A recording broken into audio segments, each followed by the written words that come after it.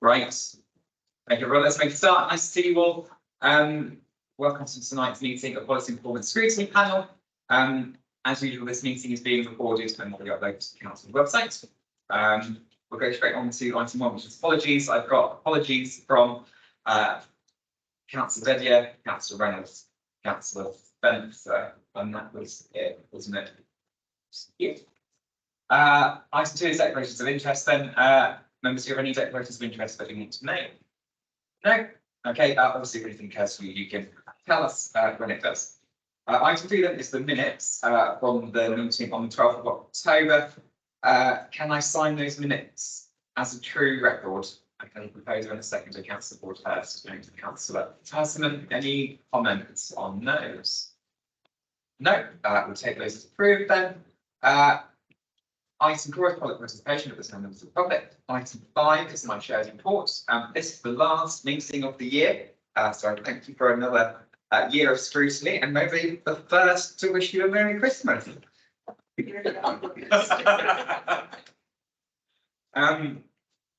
Nothing much else to say. Obviously, we've done lots of good work this year. We've got the task and finish going on, so that's good. So we'll go straight on to item 6, which is updates from task and finish groups.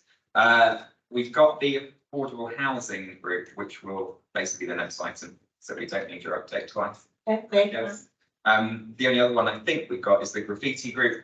We met again, had a really good chat. I think we're going to have one more meeting, and then we'll get, I guess, a report together as to what we've discussed and the progress that's been made since we started, probably for January or February, depending on how the meeting schedule looks. Any thoughts or comments on task and finish groups? I did throw down an email from the correspondent from West End who keeps sending details, which looks slightly possible. And apart from that, loss on the motorway, which I'm guessing is most of apart from that, I think it's into Yes, absolutely. Yeah, worth noting that the conversation we had with the police was quite positive, and they seem to think that if we could show them it was an issue, I think like us, they don't hear about most graffiti. It doesn't actually ever get reported to anyone, so we will focus on that bit. But that can implement in our report, and hopefully we'll make some progress on it. Thank you. Right, item 7 then is the affordable housing policies. Sue isn't here because we like the. It's just a short report from Stu, just to make mention it's all about. So it's 6 policy. It's tranche 6 of the policies. The policies are housing fire safety policy, housing health and safety policy, neighbourhood and estate management policy, resident and community engagement policy. We do have corporate policies for some of these matters, 1, 2 and 3, which has been a cause for debate. However, until central government changes something, such as amalgamating the housing with corporate in local authorities, we will keep them separate. Once they are separate, they also follow the same standards as corporate policies.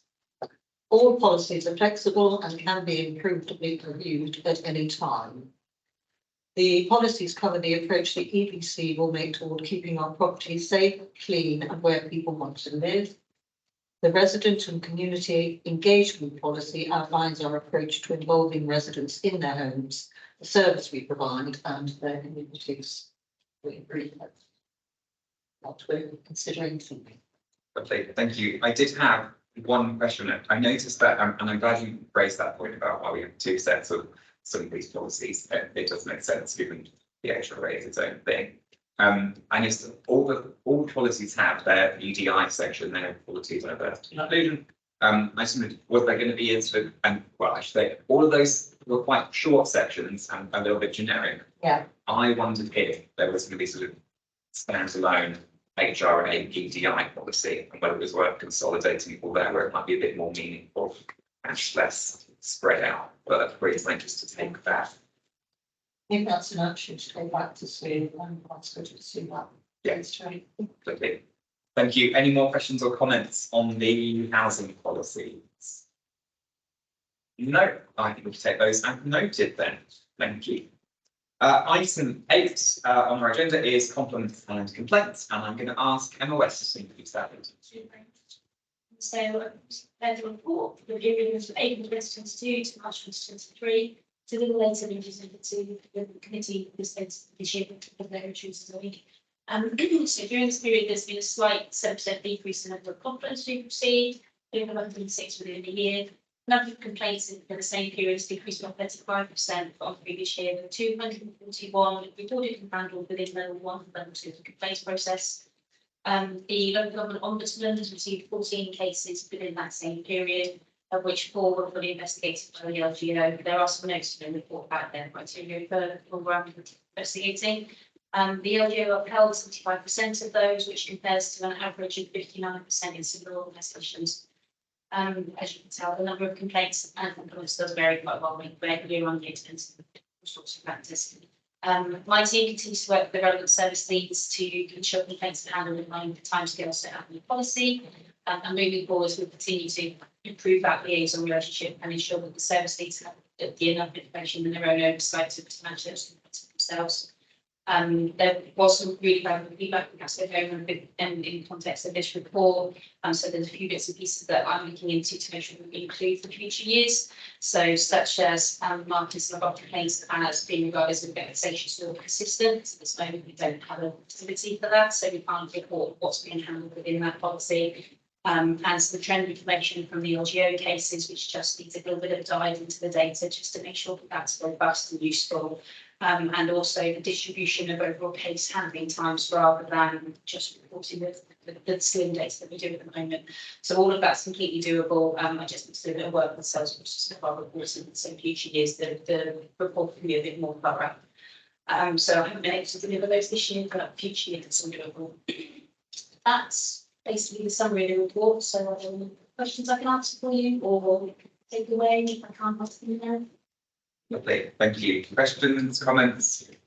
I've got one to kick off with them. And broadly, this looked like reasonably good news. I wasn't concerned there'd been a large spike in. But the only thing that stood out to me is in the complaints by photographs in 22-23, they're usually fairly similar and it's all around domestic waste collection, except, and we're not talking about bins anymore. Complaints by year 22-23, where we have I guess, unusually large bar on council tax. I wonder if that was related to the delays in getting to cases, or if there was something materially going wrong with how some things being handled around council tax. So without drilling into the detail, I want to speak to the service. From my oversight of it was primarily around some of the delays around chasing. Okay, so we expect that bar to go back down until we get on top of the. My oversight. Great.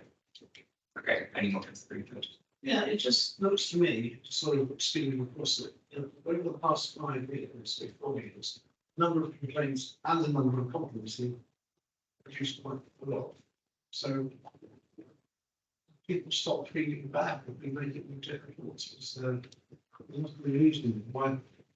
If one were down and the other were up, you might think that's something happening. But the fact that both the compliment complaints is down by 50%. Everything that we should do, nice, but then also drop by 40%.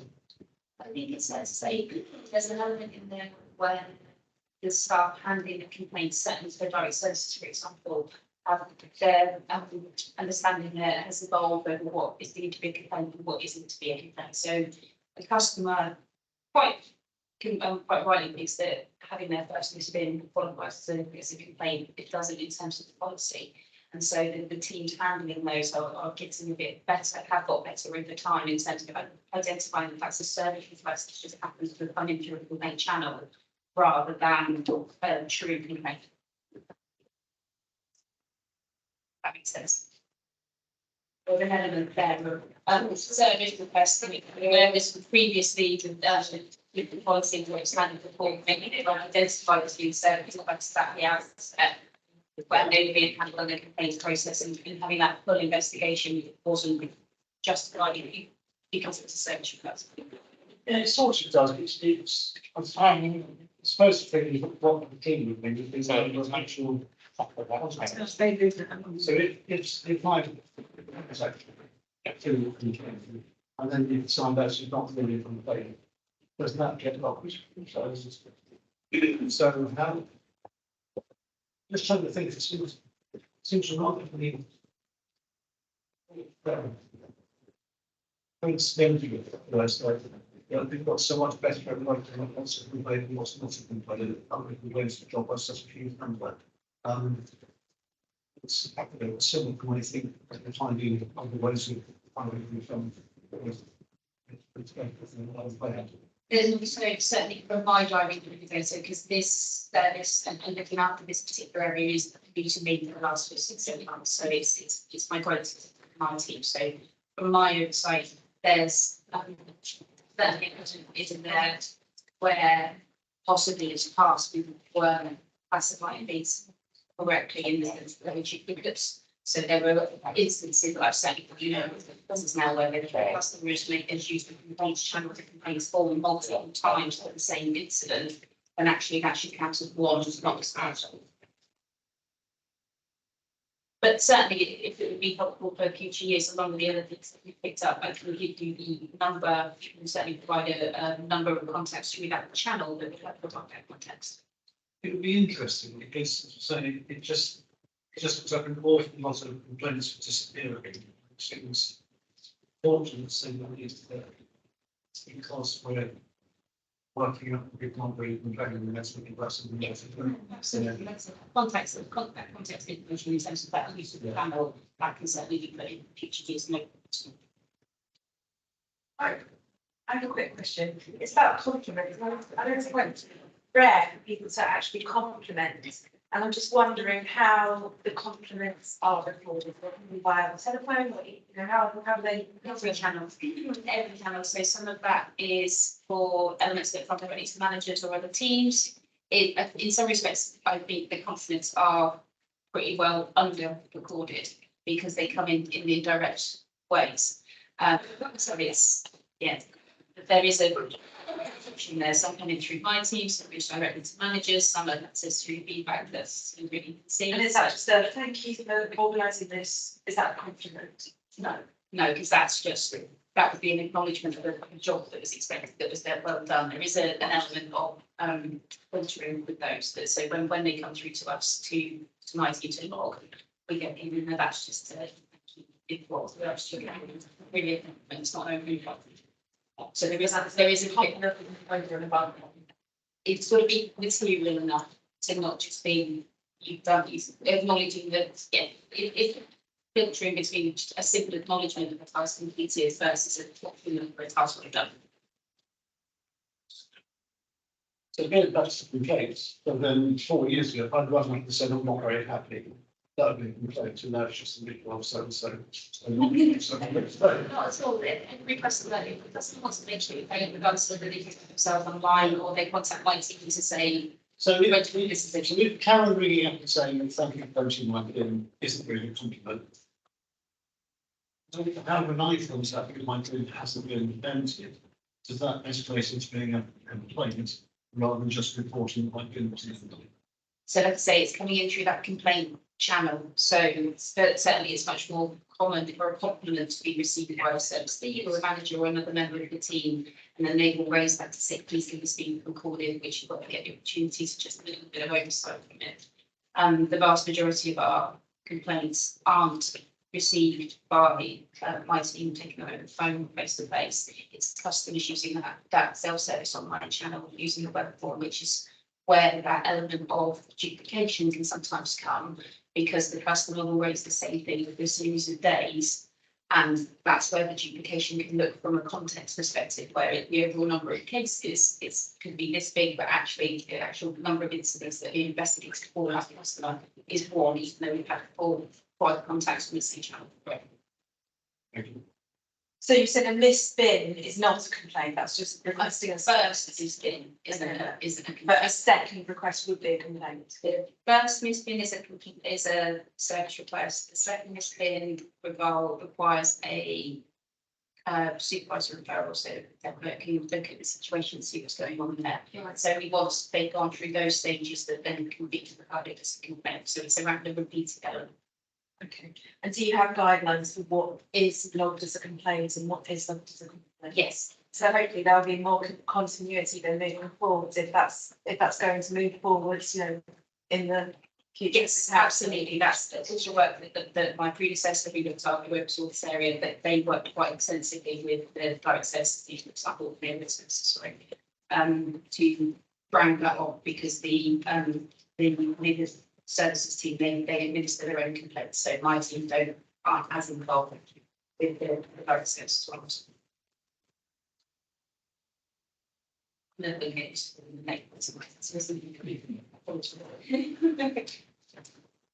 Okay. Any more on this one? No, in which case I'll propose that we just note the update, and thank you for that quite comprehensive report, and promise an even more comprehensive. I think that's brilliant. Brilliant, thank you. Yeah. Look, so if we say one good report that was, does that council? Thank you. Right, item 9 then is the finance and performance quarter 2, and I'm going to ask Andy to introduce that. Thank you. We've got a few slides. Lewis is thankfully driving the slides for us, but between myself, Mike and Lewis, we give you a bit of an overview of the key points within the report in the usual fashion. So the first few items we're going to run through the key items that we want to sort of raise and escalate up the view to sort of extract out the report. Bit of financial summary. Mike will go on to performance against the corporate action plan, and Lewis on to services. Key items. The big things, as you would expect, probably from reading through the report. Financially, the biggest concern for us is the overspend on services. And I'll come on to how we're addressing that in a minute.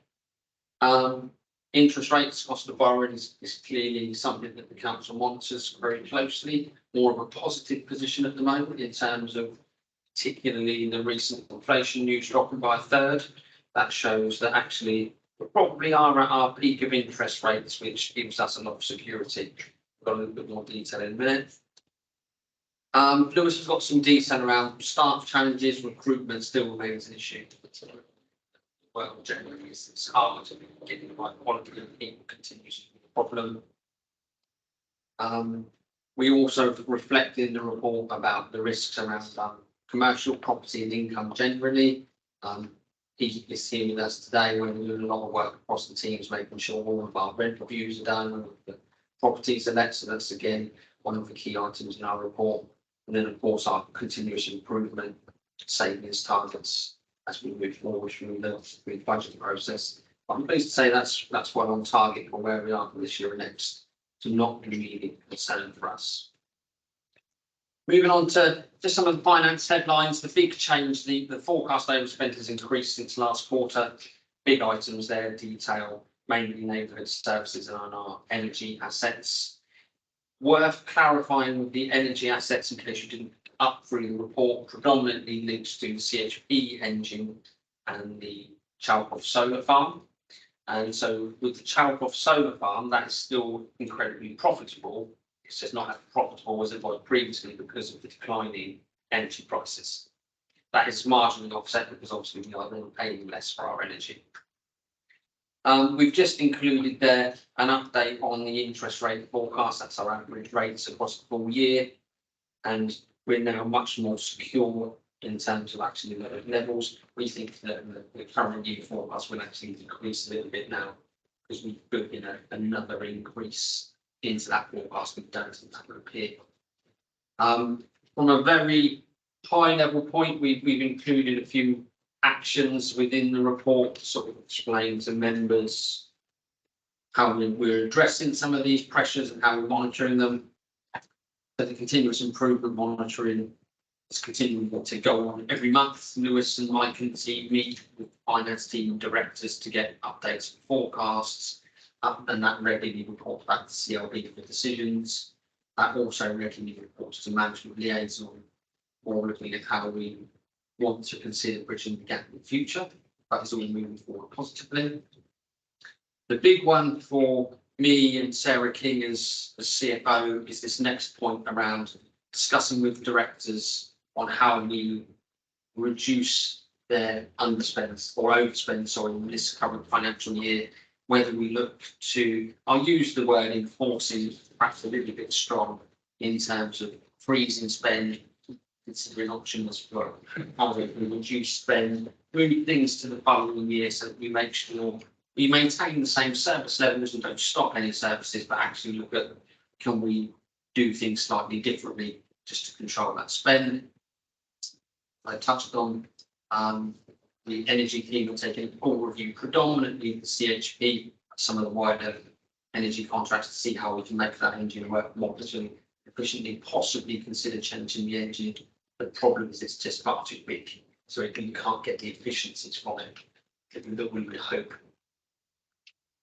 So that's taking place. A much wider review across neighbourhoods and green spaces. Some big work initially around procurement is taking place. They obviously procure a lot of material and fuel, so that's underway, and we're looking at working with the managers in terms of helping them understand not just the true cost, but their budget page of service, but actually each individual function, so that they can start to make some more effective commercial decisions around each element of the business.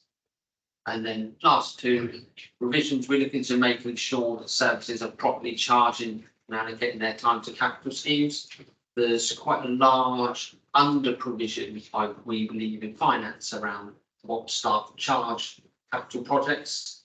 Because, you know, it's quite an informal arrangement. So, oh, can you look at this to leave and I'll have a quick look, and you don't get the charge. So, and that actually is putting a pressure on revenue resources because they are moving to a capital project.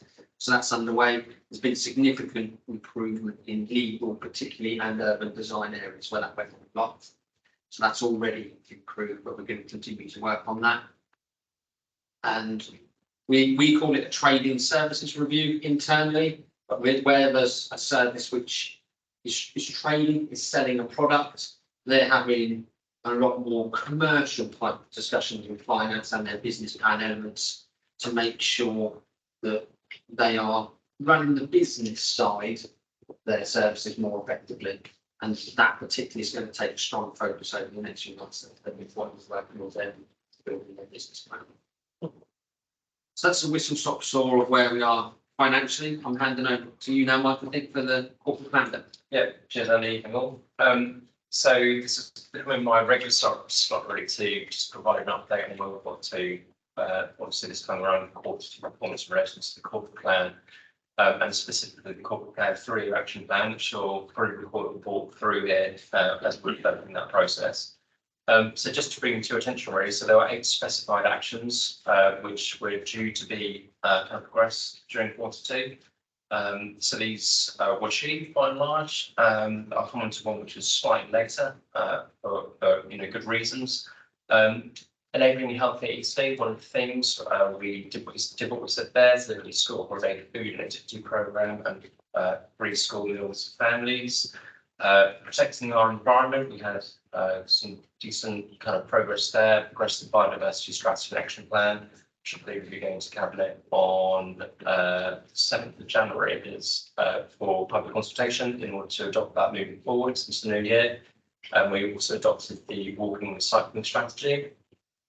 Work's also well underway across our creating homes and communities theme, specifically around developing and occupying Bamson House by the end of 2023. So it wasn't quite achieved for 22. There's some additional utility kind of works there which required a bit of extra time, but still positive there. And also positive work around improving our organisation theme, including partnership working with Homes England and Wayfarer. Launching Eastbrook Homes, of course, which was the president believe will progress business continuity plans and data security action plans internally as well. So we're also making sure we're not improving our own organisation. Next slide, please, Lewis. And I just wanted to put another slide together really against some of the wider work that we're undertaking across the corporate plan themes. So stuff that wasn't specifically within the action plan, but nevertheless really positive work which is happening. So these are things like within the enabling and healthcare theme. We've got our people's and communities directorate. They're developing a B&B elimination plan, undertaking work with force prevention. That's with Hampshire Hospitals Trusts and the delivery of a heart clinic.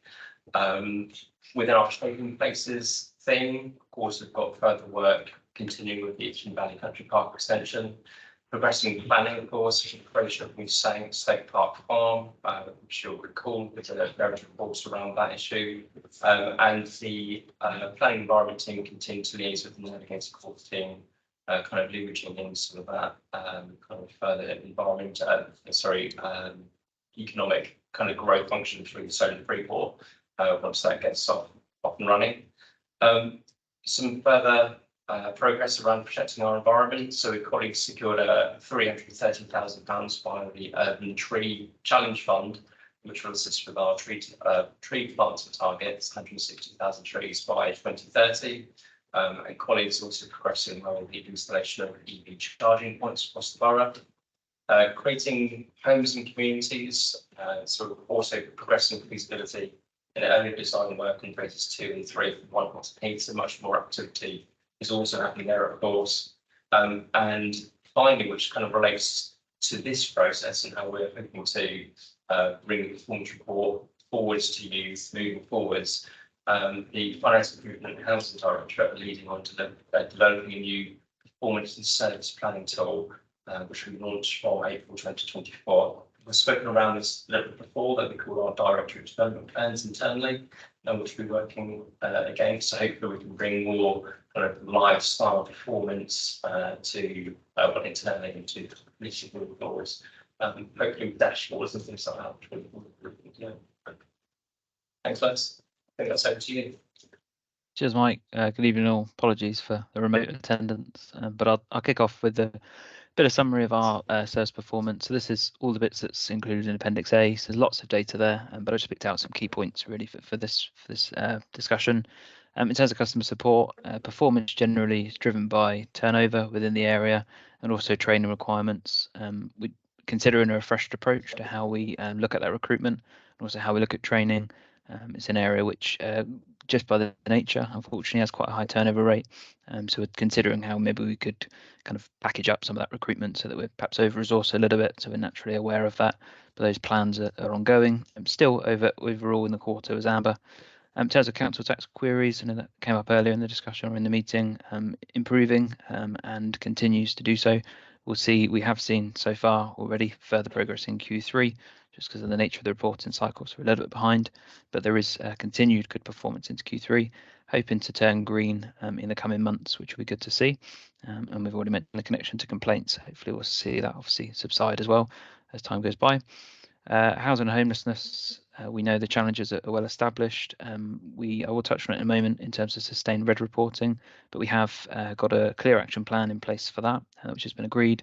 There's also been lots of discussions with the officers at DLUC to ensure that our elimination plan meets their requirements as well. So that work is underway. We've got Bampton House as well, which is developing, but I'll come on to sustained red reporting in a moment. And corporate complaints timely with the complaints and compliments report that we've had this evening. In terms of where we are, there's no amber threshold, so it would be red or green. It has been red for quite some time, so it will be subject to a sustained red report. Again, I'll explain that in just a moment. The main kind of changes that we're looking to introduce are around the review of process. I think Emma had mentioned around neighbourhood services controlling their own complaints. I think there's some efficiencies or some improvements we can make in that element in due course, and that will be detailed in the report that I'll touch on in a moment. The only thing that Andy mentioned in terms of a key item was the people strategy and kind of staffing more generally. So in the report, you'll see there's various kind of elements around sickness, turnover, recruitment. We've tried to kind of expand upon those issues from a financial perspective based on mainly overtime costs and sickness costs, but also from a performance point of view. I think it's fair to say there are challenges in those areas, and the report sort of outlines that. The people strategy, though, the positive element is we've got that people strategy there. to support us in those particular points, and we will report progress in that way as we go forward through the quarterly report. It's such an important area for the council. We recognise staff is our biggest expense in most instances, and something that we should be continuing to monitor in terms of that position. So you'll see that as we go forward for future reports.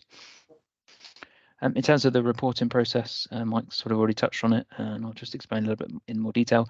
The performance team, really, that's myself, Mike, and finance, Andy, Joe, whoever it is that's here at that particular time. And we're continuing to revise that performance process, including kind of changes behind the scenes, which hopefully is impacting the final output. The sustained red report, I've mentioned it a couple of times, but in essence, what we're doing with that is if a KPI or CPI stays red for more than 1 month, it will be subject to a more detailed report. That report at the moment is being shared with management liaison, and then there'll be an agreement in terms of what we do at that point. So those so far we've done with the council tax, and we've done with for housing and homelessness, and you could argue probably directly they have supported changes in those services. Some sort of work was already underway, but we're hoping that will raise the profile, particularly on some of those areas, and complaints will be subject to that report in December, which would be good. In terms of the report itself, it brings together a wide range of sort of collective issues to bring it into one report. We've got aspirations to widen that scope so that the report will hopefully see more and more in there. So the report becomes more and more corporate. I think it started as a very financial report, and we're now sort of seeing that blended report approach that we're wanting to achieve. Over time, that will ensure some greater transparency, greater ability to monitor, but also a more holistic view of performance overall for the council, which is what we're aiming for. Mike touched upon service planning and the Directorate Development Plan. That is very much our sort of core focus at the moment. In essence, that's outlining our objectives as such for each directorate for the years ahead, and then we'll use that as a framework that we can measure against. We're very much focused on performance. That's an element of that process. And so what we are looking to do, and what we're doing at the moment with some areas, is looking at new service performance indicators that will sit at a lower level than the CPIs that you see, but we can escalate them up at certain times, or basically have a more kind of rounded suite of information to use, which should be helpful for everybody. And we're going to focus more on our critical success areas. So be measuring the right things is the aim. I think that's everything we wanted to cover.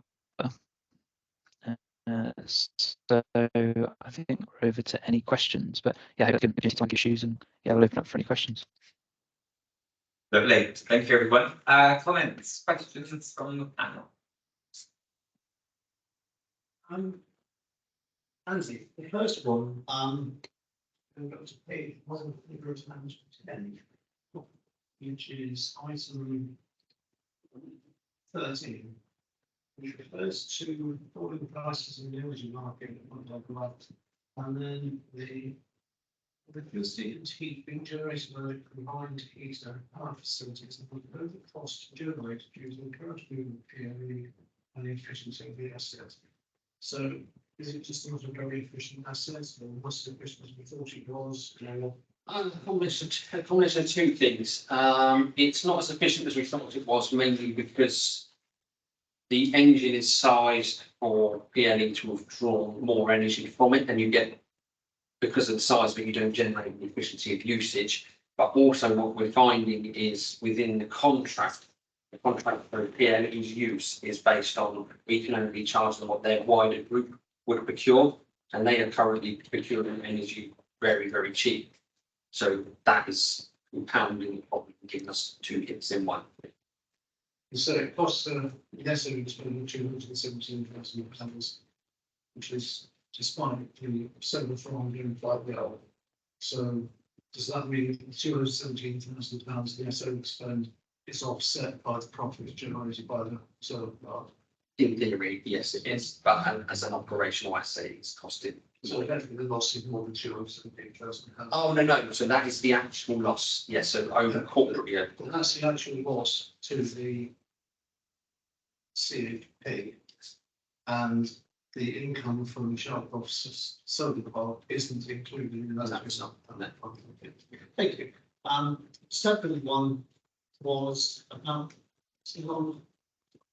paragraph 23, which refers to repayment debt, as you increase, blah, blah, blah. And work has been on to introduce the cost base from council on this borrowing to reduce costs. So does that mean that some less profitable properties have been offloaded? Or Not offload, but they're doing work, so we've been looking at rent reviews. There was a big one down at our Brighton asset, so we've done a big rent review, that's a significant rent increase. I believe, am I right, saying 300k, yeah, right number? So it's more around active management of the assets. It's worth actually highlighting quickly though, at every part of every stage where we consider those, a sale is always considered to see which is the most financially beneficial. So, but currently they haven't been, more so because of how the wider markets. The asset values are there. so you talk amongst yourselves rather than consider. Oh, actually, one thing, what's established? Yes, That's been during renovation for quite some time now. Is it been renovated? yes, the tender review is next week. Anyway, it came out, so then that will then work with the cost from that.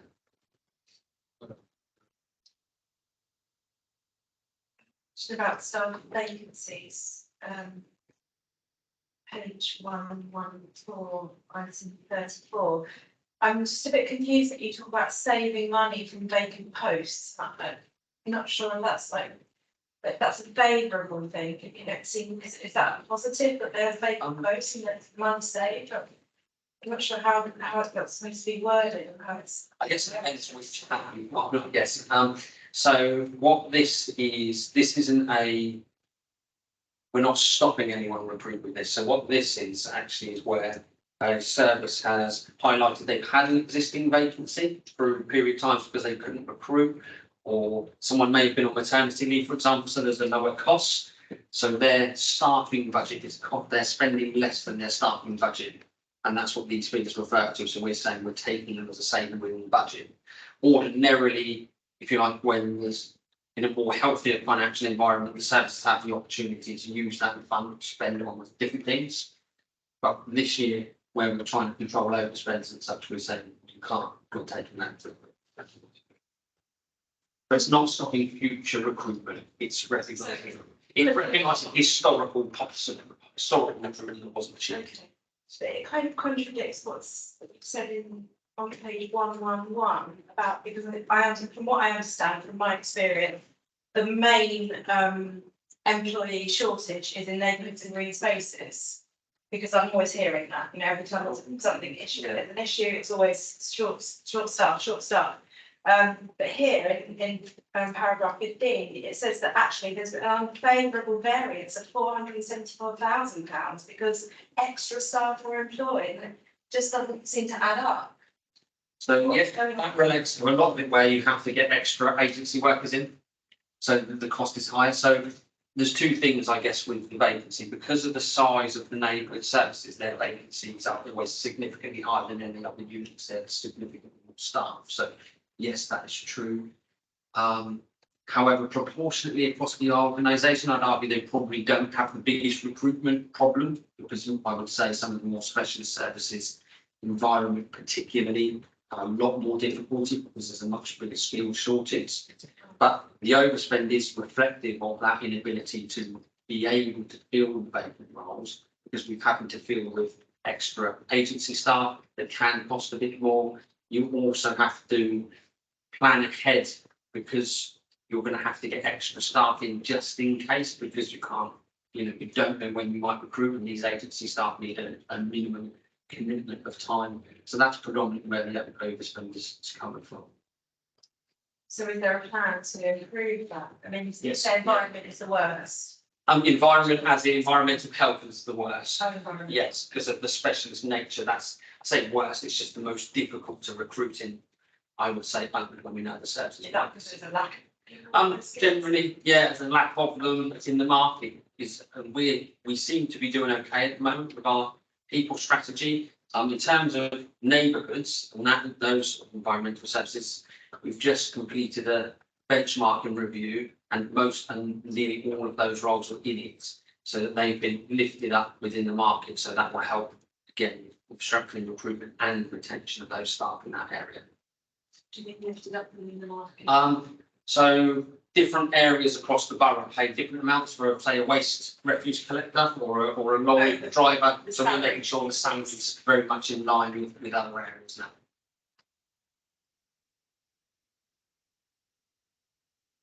Super. Absolutely. Just two things. The comment you made about charging to capital projects. That's presumably the plan that was introduced earlier this year to use section 169 to pay for staff time during delivering section 106 project. An element of it, but not predominantly, no. So within every capital scheme that gets approved, there's an allowances for the staff to deliver those schemes. And what we've found historically actually is capital schemes end up underspent because staff didn't actually charge their time. And we're making sure that they now charge more commensurate with the market. So instead of charging just perhaps the legal standard hourly rate, which is significantly cheaper than you would perhaps do if you get external, then more charging what the cost of the project would have been. That seems good to us. 160,000 trees have been planted by 2020. How many people planted so far? I don't know. I don't know if you know, Mike. You could check and find out about it. Yeah, I'll check. I'm not really good at maths, but 160,000 in 7 years was a trees. So it's. I know we've got a lot grown, but I don't know. Yeah, the point to do. So check. I was talking up in brown places. Oh my God. Taking up my. Actually, I can't find it now, but I'm sure there was a chart in here which indicates how much money was spent at each local area committee. I suppose really, Karen might also apologise for the amount of money that Christians so refer to the whole piece since the burn was going on. Just really looking at so much people famous. Thank you. I have a few. I haven't remembered to write down paragraph numbers for all of them. So, I do the best. yeah. One of the points in there relates to restructuring and there was a sort of unrealised savings that came from organisational efficiency, which I think was code for redundancy. Elements of it, more so around when we did the proposed original structures, predominantly around the case management, where they moved back to some services areas. There was estimates of around what the efficiencies could have been in there, and actually the council took the decision to not cut as much as we were planning to because it would start hindering services. So that's what that figure is. Okay. I had a question about vacancies, but that's been answered. There's a reasonably large draw on property reserves, understandably. Is that being driven by things that need to be paid for on those properties like maintenance, or is that using the reserve to sort of top up the income to cover that? It's right. So it does cover the drawdown costs where they're not already budgeted for, but then supplements the rent as well. But we're good for about another 3 years on that reserve. So we'll be well in that advance plans. Yes. That's a good answer. Super. And then on page 251, which is the prudential indicators, in 25-26, the maintenance reserve seems to go down quite a lot. I just wondered why that was. Is there a particular project that the budget for about points or another fluke of accounting? Where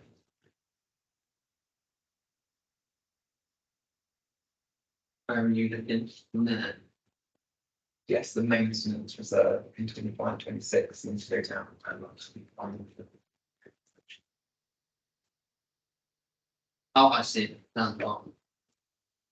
Oh, towards the end of, right, okay, I now know where with this. So yes, there's a planned maintenance for some major housing schemes. More so how the housing works is major cyclical repairs, so you kitchens every 10 years or something like that, and that's where one of the first chunks skips in. Right, okay. That's good to know. And then 254, I'm still scrolling down. Wrong appendix, isn't it? 254. We've got a large increase in this continuous improvement. In commercialisation, that's going up quite significantly. Is that stuff that's already identified, and what's the basis for that confidence that we can get it up from 329 to 700? So that would be a combination of different services where there might be increased income, increased yields from some of the property rents, for example. Some of it necessarily always increased income, so there might be increased in reduction of cost to deliver a target. Anything in that top subtotal section, and Lewis, correct me if I'm wrong here, is the bits that all service directors have signed off as achievable, aren't they? Absolutely correct. So anything in there that's been signed off by Director CLB as well achievable. We can give you a breakdown of that specific area if that's useful. Yeah, that'd be ideal. Yeah, we can do that. That's fine. And then I think also in that chart, organisational transformation is the big line on there. What does that cover? Is the Predominantly, larger than that? predominantly the restructure. That was in there, hence why it starts high. Right. And then a lot of it will be around efficiencies of staff, changing in the future, and we provide services. Some of the work that Mike and Lewis were talking about around performance improvement, that sort of stuff sits in there. Right, and is that the adjusted number taking into account the savings that were? Yes. So this now is, this recognises everything that wasn't, people said they won't achieve. So this is now actually very much the promised target that Sarah and I were going to hit people around the back of the head with the don't achieve. Right. Yes, thank you. Any more on this one? Yeah. Just a couple. First one is the overhead. It doesn't work in school. Everything is all out of place in a couple of months. The other one is when it sort of comes in, I can't see it, and it's very common with things I get from residents, so they report tokens, and they get something saying case closed. This is something a couple of weeks before something gets put up, and it's obviously the way that it's reporting of the system. So someone obviously identifies the report, and then that just chases it's done. And then it doesn't get collected. I think that, as a resident, was the most annoying thing that could possibly happen. Because it can be instances ourselves. I mean, I had one that wasn't plenty months ago. It's the kitchen waste. And so it's closed. And I think I'm vaguely thinking whether that's considered really something to check before I talk about it. As I said, sort of finding an issue. That's what the residents. That's fine. We can always start to take that back to direct services, feed that back. I think it links, but I know it links back to some of the commentary that Lewis made earlier around complaints and some of the stuff Emma was feeding back, performance around dealing with some of those complaints. Not necessarily dealing with the outcome, but feeding back to residents in the right ways and going to as we cope. So we're saying generating complaints is not going to be back to the right way. Yeah. And the first is usually feedback the right way, you can Yeah, there is a general problem insofar as I understand that services don't actually use case management, so the loop doesn't close up. Then it don't respond to email service, you have no. Yeah, absolutely. So in context, they are our biggest case management supplier in the country, but particularly not working very well in terms of the feedback loop side of it, so we take that. Yes, I think once they take it out of the case management system and they pop it in their own case management. They can attach it to the system and they close the original. So as I'm Louise is aware of it and working on it, but it would be good to get an update on case management and generals, I think. Yeah, I speak to Paul. Yeah. Actually, I've just found a table that I commented on with the expenditure of individual legal places. It's actually on page 247. And we should sort of terribly careful heat it through 3 million and 350,000 pounds. God knows what we're saying. Recently. And usually it's 3,000. What? How do we manage just in trees? Well, obviously. It's worth highlighting this is just around the capital investment, the community investment program, so it's just capital elements. So that might depend on what capital funding 106 funding different areas have. it will be Bishopstoke has done something significantly big in terms of some sort of construction or something. Bishopstoke wants to. But yeah, so what it was, I don't know off the top of my head. Right. The good news is recently, good news is recently, what £2.8 million in plots in spending. No, save it. I was going to talk about parking tickets in a second, so that's sort of level work. You can spend some of it on the top bus going around easily, they've seen people.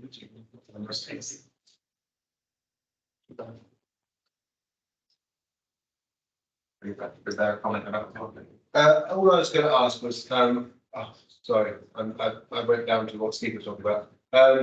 It looks like we've seen a significant reduction year on year on ticket sales for parking in ELAC, but we've seen actually an increase in sales, which I found interesting and beneficial. Obviously, we just put the prices up the other day. I just wondered how we've seen a reduction in tickets, but an increase in sales. So there's been, Sorry, I know it's No. really. no, I kind of know a bit of the answer. Okay. So we've seen a reduction in income, but the number of tickets sold has increased because we checked this with Rob, because like you said, that doesn't stack up. We're selling an increased amount of shorter period tickets, is what we're seeing. So people seem to be staying in the town for less time. So we're selling more, but the income generated seems to be lower. I just thought it was an interesting bit. Yes, no, it was something that we asked because it didn't quite stack up, did it? When Yeah, you yeah. cold. Yeah. Well, they work things out and find out why that. I don't. Is that what we can, I can ask Rob on the. I'm just thinking, if you're selling more tickets, why are people staying? Sure, give some time.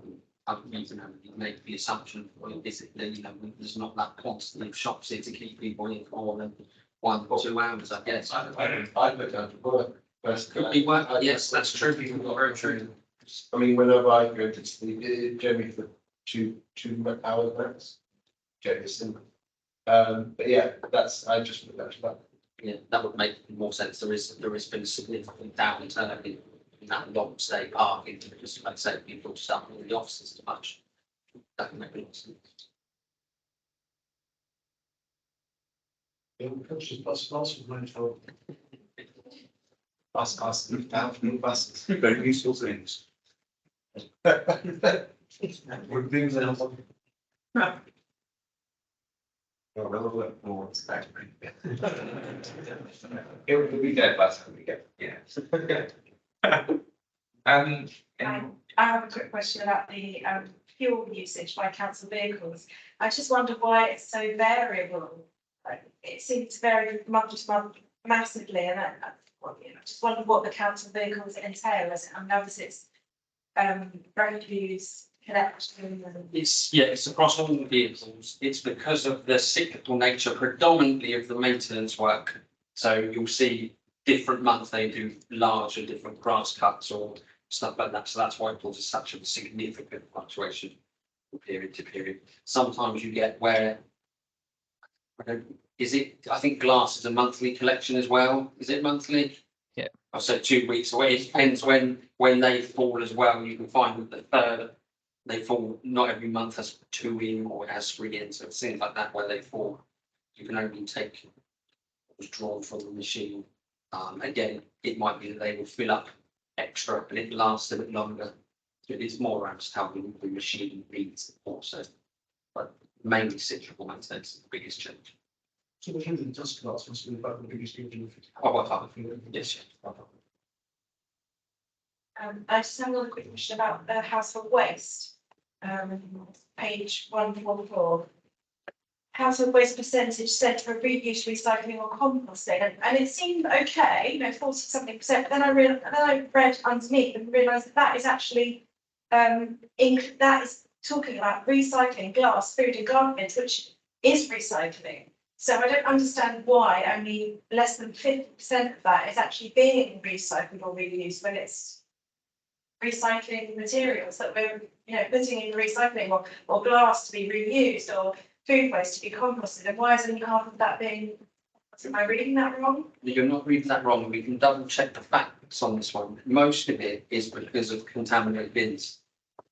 Where residents put the wrong stuff in different bins, it means the whole wagon load cannot be recycled.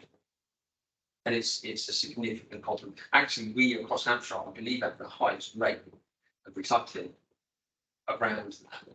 So a positive, I guess, but like I say, when you actually see all those materials which are naturally recyclable, they don't all get recycled because people put the wrong stuff in the wrong bin and it contaminates the whole lorry load. Just then it add on shows that one. now. Sorry, just a quick one. Just to say the that figure, that 46.3% is inclusive of all of those values. So that is our recycling rate. It's just an estimate at this stage. So it might just be the way it's worded. But yeah, that 46.3% is what's going. The other 50% as mentioned is obviously not. In terms of the numbers, it's probably worth us just double checking them as mentioned. But yeah, the way it's written perhaps isn't helping.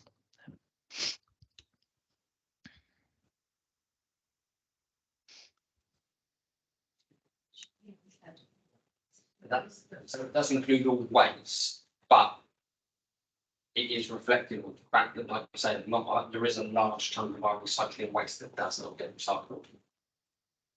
And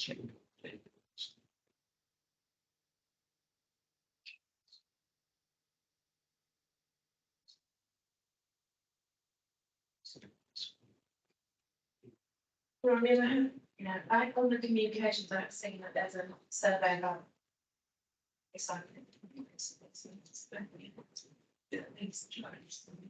yeah, the waste guys do go to a lot of effort, they'll check the top of the bin to check that there's nothing clearly contaminated. You'll see people get the notes on the bin. Hopefully you don't know what's in the bottom, and it's too late once you've dipped it out.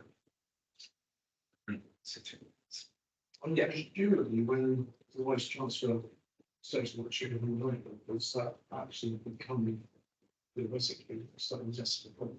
So that this is what it is. So, Yeah.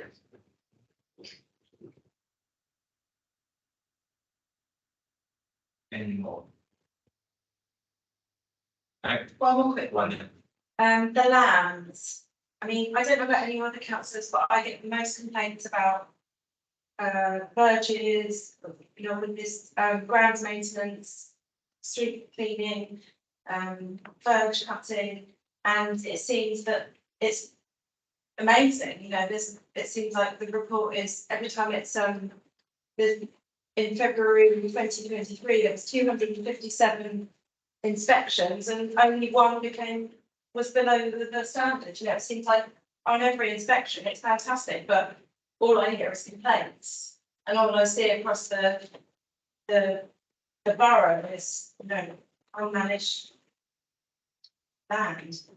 And I just wonder what the actual inspection consists of. Yeah, I don't know what bits of land they look at, it's every piece of land, but I know some of the, Quality of grounds maintenance. yeah, I know a lot of the complaints are generally around how biodiversity is handled, and there's a perception around what a maintained verge or open space is, for example. Some people like it, trimmed flat, it looks, it's all 2 inches long, others don't, but we have the policy to make sure it increases biodiversity in the right way. That's one of the biggest sources of difference of opinion, should we call it that? Well, yeah, we know about that. Yeah. We have half of the residents who want biodiversity, half the residents who want to cut, but there doesn't seem to be any clear cut policy. I mean, we hear reports that we're learning, we're trying this, we're trying that. But nothing actually happens. And when I ask a specific question, I probably emailed Paul Naylor 5 times to no response, and I end up, starting my emails to him saying, "You haven't responded to me about this, but hopefully you can respond to me about this." I'm sorry, there will be one response saying, "I'm sorry I haven't responded to you. I will respond to you," and then I haven't had a response since. And it's just there's no answers to the questions that we have.